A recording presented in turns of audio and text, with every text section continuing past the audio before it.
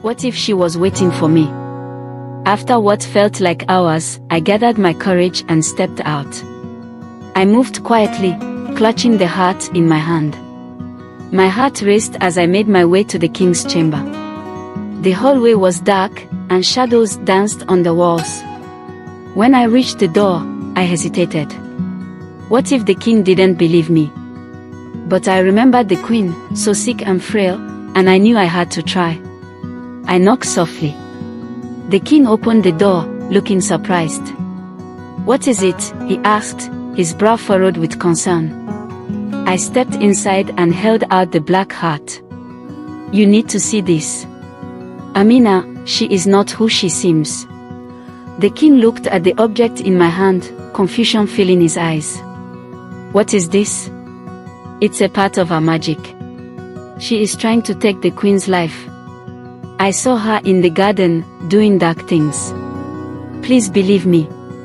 At first, he hesitated, but then his face changed. "I need to speak to Amina." Just then, we heard a noise outside the door. The handle rattled, and Amina's voice came through the wood. "Your Majesty, is everything alright in there?" My heart sank.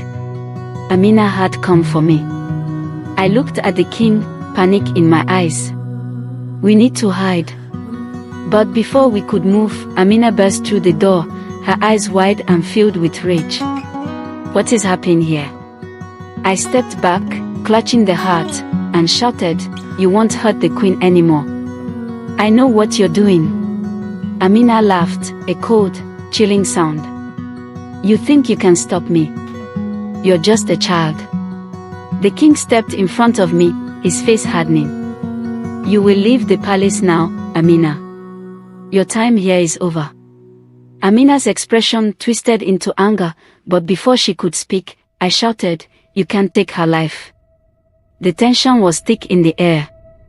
I held the black heart up, feeling its weight. Amina's eyes flickered to the object, and for a moment, I thought I saw fear. "Enough," the king commanded. "You are banished." With that, Amina hissed and backed away, disappearing into the shadows. I breathed a sigh of relief, but I knew this wasn't over. Amina was gone for now, but I would stay close to Queen Zola, ready to protect her from whatever dark magic still lingered in the air.